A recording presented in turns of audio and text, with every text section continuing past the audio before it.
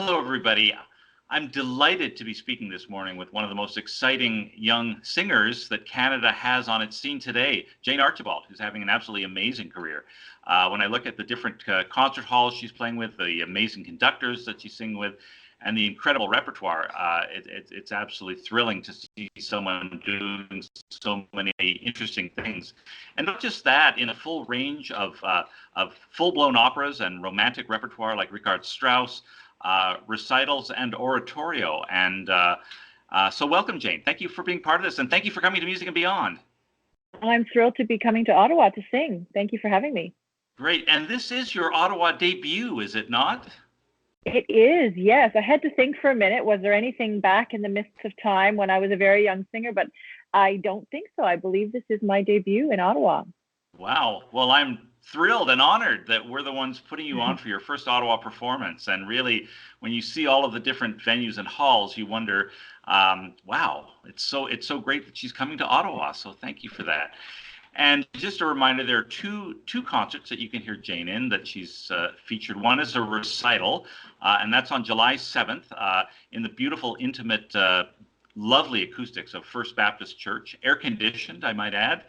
And then on the 10th of July, she's performing in our Mozart Gala, and she's singing both Exultate Jubilate and the soprano part of the Mozart Requiem. So really broad repertoire. I think that's incredible. But right off the bat, it's not. I have to say, it's not a lot of singers that I've heard that really sing. The romantic repertoire really well, and then have an incredible affinity for the different styles from Baroque up. Tell me about how you approach these different styles of music and what repertoire you really like singing the most. Well, I've been asked both of those questions a lot, and I wish I had a better answer for the second one. I like the repertoire that I'm singing at the moment, and I'm someone who relishes a challenge. I like to take on new things, so maybe I get bored a little bit too easily, and so I like to move around a lot, and I like to I just want to devour all of it. If it's even remotely in my falling in the broadest circle of what might be possible for my voice, I want to take a stab at it because I enjoy the challenge, and I enjoy the exposure to so much different repertoire. So I can't say that I have one style or one composer or one opera that's my favorite. Certainly there are some, generally that I like better than others, but I love it all. I mean, there's so much incredible music out there to be sung, to be played, to be performed. And as for how I approach it, of course you change stylistically. You have to have an awareness. You can't sing Handel like you would sing, Richard Strauss. No one would enjoy that. It wouldn't sound right. It wouldn't do justice to either composer. But I mean, my instrument is my instrument. And I think a solid technique is an understanding of how that works from top to bottom. And then it's about choosing colors. It's about choosing, it's about phrasing, and it's all of that stuff. It's the same whether you're a singer or an instrumentalist. The Baroque and and classical has a slightly, cleaner onset and cleaner coloratura, and you can take more liberties, the further along you go deeper into the romantic and more modern repertoire. But it's all, you're painting with the same, palette. It's just how you choose to make those paint strokes. Tell me about your training in terms of the early music training. I mean, because for most of us, whether we're string players or whether we're singers, what we're trained in early on is, of course, the romantic repertoire. And then the early music comes a little bit later in that approach. Tell me about your early music training. How did that come about? I started with early music. I'm trying to think, did I sing Handel before I was in university? I mean, I took voice lessons starting from the time I was 11. Which is a little bit unusual for a singer, I have discovered. I came from a really musical community, and I had a wonderful voice teacher who nurtured and took very careful care of my very young voice, because of course it's still developing, it's still a part of your body. That's the one big difference between singers and instrumentalists. Our instrument is within our bodies. You have to be very careful, but I was exposed to early music. My first exposure was in a choir, of course. I was in a very high caliber youth choir called the First Baptist Girls Choir in Truro. We competed internationally and nationally. And so, the first stuff was singing Bach there, and I absolutely loved and adored it. And that choral training, eventually you have to pick a path. You, as a soloist, the need to blend and sometimes take out vibrato can be tricky in terms of choral singing. So eventually I left that world, but it's a very good basis from which to start, because you learn about, tempo and keeping a tempo and singing cleanly and all that stuff. So the beginning was really as a teenager in the choir, and I continued that through university. I was singing Handel arias at the same time that I was learning Mozart and Bach and the Italian bel canto composers. So I have always done it all. It didn't come in stages. I dabbled from the very beginning, and I guess in terms of what I've done professionally, you sort of follow the contracts. You get an offer to do something, and sometimes work begets work. So if you sing Handel and people are impressed with how you're singing Handel, you're likely to get offers to sing more of that. But luckily for me, because I've always sung a broad selection of repertoire, I've never gotten kind of pigeonholed into one or the other, which for me has been a gift. I have really enjoyed that variety. Wow. Is there any repertoire you won't do? No, I wouldn't say. I haven't sort of drawn a line in the sand and say that's not for me. I'm interested in it all. I take every offer now on a case by case basis. I am pickier now at this age and stage. I appreciate you still referring to me as a young singer, because I'm 42 now. So I'm well into mid-career at this point, but I've certainly, young in spirit and hope to have a long career yet. But at this stage, now that I'm a mother, now that I am the career is kind of rolling on its own steam, which is, the thing we all hope to have happen when we're striving early on and sort of clawing your way up. It's kind of got its own momentum. So that allows me a certain luxury to consider each offer. So if I'm offered, like recently, I've turned down some roles that I've been doing a lot, because if I'm going to be away, opera contracts are 2 months long, usually, sometimes longer. Wow. If I'm going to be away from home and away from my daughter, I want to be artistically challenged and fulfilled. And so while I love, say, singing Constanze in Mozart's Abduction, I've done many productions of that role. And so I would rather, if I only have so many contracts per year to do, take on a new role or try new repertoire. So I do consider it on a case by case basis. And there's a lot of different factors that come into, my decision making about that. How old is your daughter now? My daughter will be 6 in August. 6. Great, Yeah. Great. Well, that's something that's so interesting. I mean, a music career is busy enough, it's tough enough, but once kids get involved, it throws a whole new dimension into it. Tell us a little bit about that experience, about having a career and achieving what you've been. Yeah, it's sorry, we had a little connectivity issue there. While so I had asked, tell me about how you handled your career traveling around while you had this very young daughter, how that changed things. Yeah, it's complex. I'm not lying when I tell you that there were spreadsheets involved for all of the different flights. My husband has just retired, but for the first 5 years of Audrey's life, he was also a full-time singer with a career just as busy as mine, traveling internationally like I do. So I had a nanny, a wonderful nanny, who was with us from the time that Audrey was 14 months old. And it was great because she knew the score, she knew what was going on, and she would travel with me on most of my gigs. Sometimes the years were so busy that she would fit one contract out and my mother would pinch hit. So I've had a great support team in my family and in Christine, our fantastic nanny. But it was full on. It was trying to arrange and pay for, because one thing many people don't know about singers is, especially with opera contracts, we pay a lot of our own expenses up front.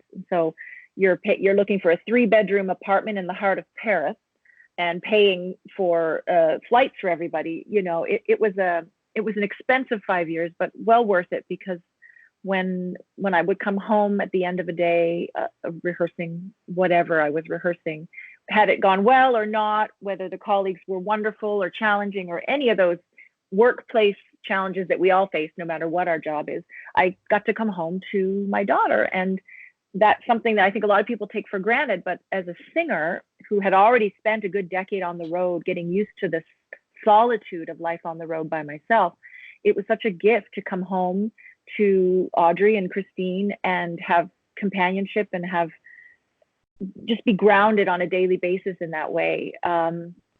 So I miss it. This last year she was in school for the first year, and I was back on the road by myself. And of course, they came to visit, and we tried not to make it ever. I never go like 2 months without seeing her. She always will take her out of school and she'll come for a visit. But it was different. I miss it, I have to say, even though it's less expensive and a lot less complex now with Kurt retired and Audrey at home.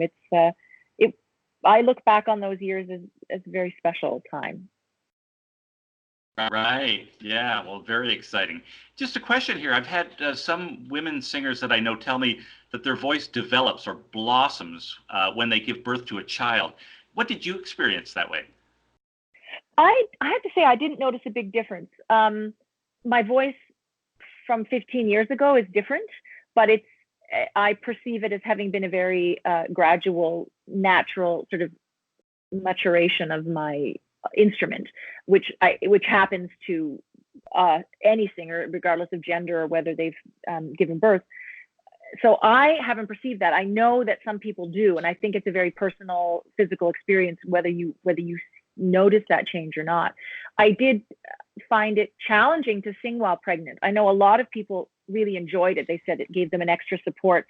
The repertoire that I was singing at the time, Zerbinetta, for example, a Handel, which required an incredible kind of breath control and lightness and facility, I found difficult. I had a couple scary moments on stage, just kind of getting through it, but not up to the standard that I would normally hold myself to. But there's only one way to know, which is to do it, how it is for you. So it's a trip for sure, singing, leaping around the stage, trying to sing high E's while you're 5.5 months pregnant. But yeah, it's all just part of the adventure. It was fun at the same time. Well, that makes it an extra adventure, absolutely. So very, very exciting to hear these different developments. Let's talk about the programs you're doing. Let's start with the Mozart Gala on July 10th, and it's it's almost a Mozart's greatest hits concert, because we're starting with Eine kleine Nachtmusik. Then Jane will join the orchestra, Mozart's Exultate Jubilate, and then the whole second half, Mozart Requiem, with a really wonderful cast, and actually the choir is the fabulous Studio de Musique Ancienne de Montréal. So we've got a professional choir and great people. And Kevin Allen, who's got a real affinity to this period of music, is going to be conducting. Tell me about the two pieces that you'll be singing in. Tell me about your experience with them and how you feel about performing them. Sure. Well, I love Mozart. Mozart has a very special place in my heart, and he's featured prominently in my career. So I'm always happy to come back to anything. And this is actually the first time I will have sung the Mozart Requiem, which is another, it's not just an Ottawa debut, but for me, it's the first time I've ever done the Requiem, which is exciting. And I've had fun listening to my husband's recording with Harnoncourt, as I was like, because I always, even if you've heard it before, I always start with listening to a recording, just kind of get it into your head. So I'm excited to do that. And it's in some ways it's a challenge, because as you say, it's a Mozart's greatest hits. We start with something as incredibly uplifting and joyful, as for me as the Exultate Jubilate, and then move on to a Requiem. So it's really, it's a concert that spans, it's got a little something for everyone. The Exultate Jubilate, I just love coming back to it. I first learned it as a university student, and it was just so thrilling to discover it. And I've done it since then several times. And it's just pure joy. It's just a perfect little, 15-minute maybe not even that long, handful of pure joy, and that's how it feels to me to sing it, and I hope that's how it comes across. I mean, that is what he has written. It's just a thrill, and so I hope the audiences will love it as much as I love singing it. Well, I'm sure we'll all have a great time with it. Have you worked with Kevin Mallon much over the years? It's been a long time, but he hired me to do some recordings early in my career, for which I'm, of course, grateful. We always remember those people who help us on the way up, and Kevin was definitely one of them. I did a couple of recordings from Vivaldi. The Vivaldi seems to show up everywhere because it was it's on a million different like compilation CDs because it was in that movie with Jeffrey Rush. I'm trying to remember that it was a Smile or something. It had I can't remember now, but it became very popular and very mainstream. Not everybody knows this particular motet of Vivaldi, but it became, very mainstream when this movie came out about 25 years ago. And so you find it everywhere, but it was a beautiful time to record it with Kevin. And I haven't worked with him in more than a decade, I'd say. So I'm really looking forward to seeing him again and making music with him. Right. Well, when it came to this program, he really wanted to do an all Mozart program, and your name was the first name that came up that he wanted to see if we could get. So I'm delighted that I'm able to, kind of follow his vision for this concert, which is really nice too. And then on the 7th of July, you've got a recital with a lot of variety. You're performing mostly with Liz Upchurch. Well, she'll be in everything, and then one piece, Shepherd on the Rock, with Dominique Deshotel. The program's so interesting because it starts with, kind of early Baroque Purcell, and it goes through all kinds of different styles. And I'd love to just, maybe if you could share your thoughts on some of these pieces. The Purcell that you're going to sing, Hark the Echoing Air and Sweeter Than Roses. Tell us a little bit about this repertoire. Well, I have to say, I'm so pleased to be doing this recital because my career has been, to this point, extremely opera heavy, with concerts sprinkled in, and I'm trying to do more concert work now. Again, referring back to what I was saying about being away for long periods with opera. But there's something about recital that is so intimate and so personal, and it hasn't been a big part of my career. I've done a couple of the free noon hour recitals at the COC that they put on at the Richard Bradshaw Amphitheater. They had asked me to do it, and the first one that I did a few years ago, it was in the thick of things. I had a toddler who wasn't sleeping, and it ended up being kind of like, what have I got already sort of half memorized? And we put together a program, which was still nice, but it was a little bit, okay, what can we do that doesn't require me learning a lot of new repertoire, because I don't have the time or energy in this particular, space of time.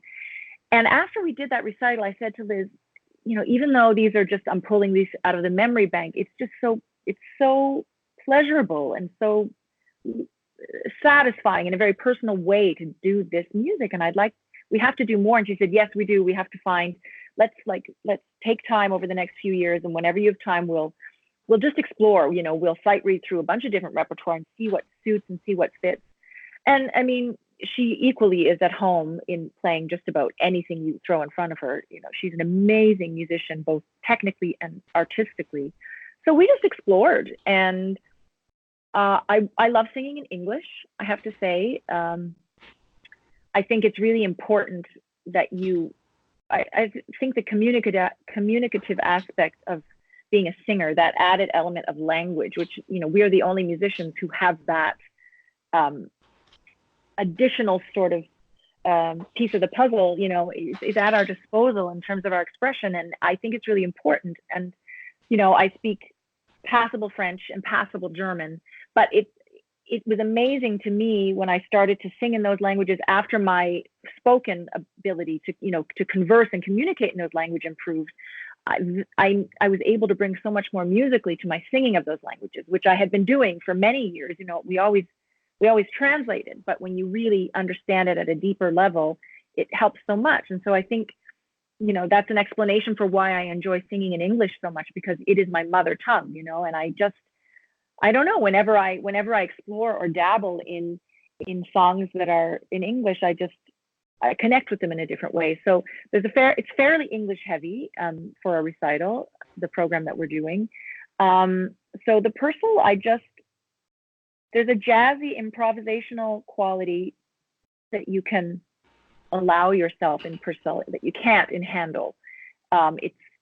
I can't really explain why it is, but I enjoy that, and Liz and I enjoy kind of feeding off each other and being inspired by, we'll sort of give a signal in one way or another that kind of sends us off on a little, a tangent. Are we going to slow this down? Are we going to suddenly paint or color this word or this text in some way? And so we just decided that it was a nice way to start the program. It's a nice, clean sort of palate cleanser, so to speak, or welcoming into the program. And we experimented a lot with, changing where should we put each composer and how should it be set up. And I think we've come up with a program in an order that we really like, that I think will take people through and challenge them in different ways, and then allow them to relax in other ways. And I hope that I hope that they'll enjoy hearing it, because we just love performing the program.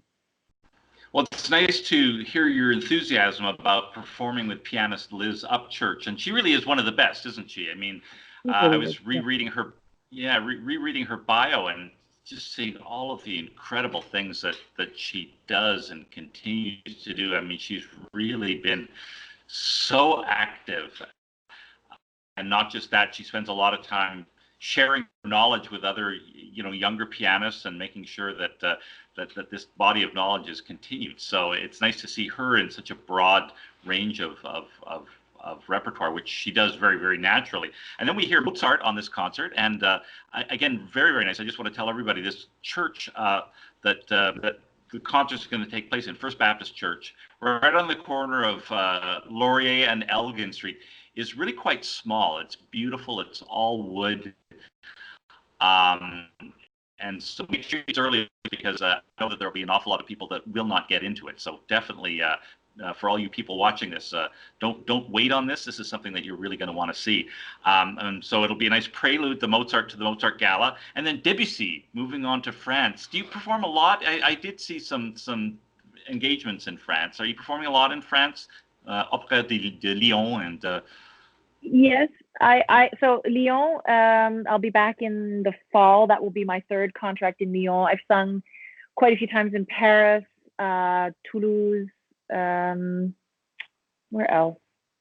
I'm forgetting another major city that I've sung in. I'm trying to think. It features pretty regularly. Germany, Austria, France, the UK are probably the 4 European countries that I sing in most regularly. But I get around to the various cities in Europe. But I always like singing in France. I like singing in French, in the French language, and I enjoy the audiences, especially in France. They're very enthusiastic, and it's gratifying. Well, you live in Halifax, is that right? Like right in central Halifax, do you? Is that? I do. And right. Given the fact that you've got, well, I love Halifax, by the way. I think it's one of my favorite Canadian cities. But given the fact that you have such a complicated European career, are you ever tempted to move there? Well, we moved from there, actually. We moved back to Nova Scotia. I say we. I moved back to Nova Scotia, and I brought my family with me in 2014. So we're coming up on 5 years in this house and in Halifax. But I was based in Europe from 2006 to 2014 in Austria. And it was absolutely more convenient. If I got a weekend off, I could fly home. All of that was really great, but it just wasn't home. And I have family here and an ease of life in Halifax. We love our Halifax life. It's a nice mix between small town and city. We've got an international airport. So even though it has been more complicated and my career is more heavily scheduled in Europe than it is on this side of the pond in North America, we don't have any regrets. It was the right move for us. When we come home, we really feel like we're at home. And my mom's, an hour down the road, and my brother and sister and all my nieces and nephews are here, supporting Kurt and here for Audrey, my daughter, when I'm away. So it's Europe was the right place to be when I started my career, and I applaud the young singers who are going over there. There is just so much opportunity and so much opera happening, funding and money and support for the art form over there. But I was at a place where as I said, the career has kind of had a certain momentum, so I was able to move home, and it's been the right call for me. Right. Does your husband now travel with you to a lot of your concerts then? Well, his retirement is very fresh. It's like, I guess, just over a month old. So wow. it remains to be seen. No, I mean, my daughter's in school now, and he's quite happy to be retired. He was a internationally acclaimed tenor for over 35 years, so he's earned his retirement. Especially life on the road is taxing. So he's home. He's a stay-at-home parent now with Audrey. She's into the school schedule and all of that. So he comes with me. Sometimes, he'll come and just the two of us will go and have a little working vacation. But more often than not, he brings Audrey, and he will continue to do that. They're going to come to Lyon and London with me next fall for a bit. And it's great. It's great to be married to a singer who's been there and done that, because he knows the life. He understands what is needed, the kind of support that is needed. And it's been a good pairing in that way, for sure. Right. Well, he was a fabulous singer and had a very distinguished career. Does he get involved with the preparation of your concerts with you? Do you spend a lot of time kind of working through your repertoire with him? No, I do ask for his opinion. He's my biggest cheerleader, which is a wonderful, wonderful thing. And he's 17 years older, so I think that was a help, because we weren't neck and neck. There was no jealousy. There was nothing ever but support between us, because he had already been there. He had already made all the debuts that he was going to make, and he was able then to sort of give me advice. And, I remember when I made my Met debut, it was in, as always, sort of taxing circumstances. I had learned the role in 3 weeks, and I had, I didn't get to rehearse with anybody and all that kind of thing. And he said, no matter what you do, just make sure you get to walk out on the stage once and look out, and it's because it's big. It's going to feel like a football stadium, and just test your voice once, before they open the house. Because I didn't get any rehearsal on the stage. Little things like that, supportive and helpful comments. He doesn't get too involved in the musical side of things. A tip or a hint here or there. I'll ask him a question, but he doesn't coach me or get. I think probably for our marriage, neither of us gave each other too many tips vocally. It was and it worked better for us that way. Right. Well, everybody, I'm married to another string player, and everybody, who are couples, musical couples, they have different ways. Some really work closely together. Some, it's just no man's land. They just don't touch that area. So it's always interesting to see the dynamic of how these things work together. Anyway, I was just finishing up the recital, but you've got Shepherd on the Rock with Dominique Deshotel, and you met him through the Canadian Opera Company, did you? Or how do you know Dominique? I did. Well, he was here in Halifax, and I'm trying to think where I met him first, because he's been on we've both been on the Canadian music scene for a long time. He was based here in Halifax. He was the artist in residence with the Cecilia concert series here. And now he's, I believe he's principal clarinetist with the COC Orchestra. So I've worked with him in both places. And I can't remember, it may have been Liz's idea. I'm trying to even remember how we came to do this Shepherd on the Rock. I mean, it's an obvious choice when you have an amazing clarinetist. And I have to say, everywhere we've done it, people, we just had the three of us I've done it with other clarinetists and other pianists, but the three of us just are on the same page about this particular piece, and we just have so much fun. We did it in Halifax here in the recital last spring, and the audience, we came out and did the last half of it again, the Allegro, because it was just like, we were all, including the audience, just in such a happy mood, and everybody enjoyed it so much that we were like, oh, come on, let's just go and do the last bit again. And so it's a really fun closer. I think it's closing the first half in our recital. Closing the first half, yeah. Yeah. Mm-hmm. Yeah. So it's it's fun, and especially this time of year when everything is finally green. I mean, probably in Ottawa it's been green for a while, but spring has been slow to come to Halifax. So now we finally have green leaves and sunshine, and we'll be in the mood to bring this particular spring-like piece to everybody, even though it will be in July. Well, it's definitely green. I think we set an all-time record for rain here and flooding, but everything's settling down and it's working well, so you'll like it here. And then the rest of the program, you've got two English composers, Benjamin Britten and Roger Quilter. How do they fit together? Well, to be honest, the Britten is new to me. I just sang it with orchestra with the Portland Symphony. And I just adore it. And because we had a bit of an English composer's theme going on, I said to Liz, well, why don't we add that in?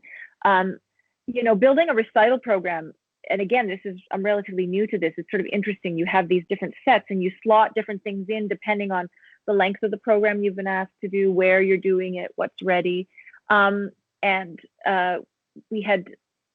we were looking to extend the program for here and in a couple other places that we're doing it. And I just thought it would fit in really nicely. And Benjamin Britten is slightly more challenging, both for the singer and the audience, than say Quilter or we're doing some arrangements of Robbie Burns songs. Those are a little bit more sit back, easy listening, so to speak. But Britten, requires an engagement of a sort. So we thought it would be nice to start the second half with that when the audience is fresh and they've had a break. They're fabulous pieces. They're just wonderful. I love them. Liz loves them. She had done them, so we thought, okay, this is meant to be. We should absolutely, slot them into the program. Wonderful. And then finishing with Richard Strauss. I actually know finishing. There's one more piece. You have two Strausses, the two different ones. Yeah. So Johann Jr. and Richard Strauss. So tell me about those and fitting them together. You don't often see them put back to back, but I know you've had a lot of success with Johann Strauss too. So tell us a little bit about this. Yes. So I mean, of course, Richard Strauss, he's my jam. I've done a lot of Strauss, starting with like Sophie and Zerbinetta, and now moving through, I just added Daphne to my repertoire. And I just have an affinity. I love it. I feel right at home. It's like diving into the deep end of a nice warm pool. I love singing this repertoire, and the Brentano leader, are absolutely written for my voice type, someone with that high extension who's comfortable and enjoys singing up there. So we've just picked three of our favorites that seem to go well together. And I have also done Die Fledermaus, Johann Strauss II, which is what we're ending with. But Recital is a place for me to sing repertoire that where I get to cast myself. So I've cast myself as Rosalinda because, that's where I see myself now. That's a role that if I were to do Die Fledermaus again, I think I have officially retired Adele and would move on to Rosalinda now. And I just love that aria. It's so much fun to sing. There's a chance for Dominique to sneak back in and play a couple little, obligatos in that aria, and it's just a fun way to end the concert. Yeah, well, it looks like a really great program, so everybody don't miss it. We're talking to Jane Archibald, who's singing a recital at Music and Beyond on July the 7th at 7:30 at First Baptist Church, and then she'll be part of this really wonderful program, the Mozart Gala on July the 10th. So Jane, thank you so much for taking the time to speak with me. I really look forward to seeing you in person and to hearing you sing when you come to Ottawa in July. Thanks again. Thank you. Thank you so much. It was my pleasure. If you've enjoyed this podcast, we have many more coming up. Just click subscribe and we'll notify you when we do a new one. Thanks so much for watching.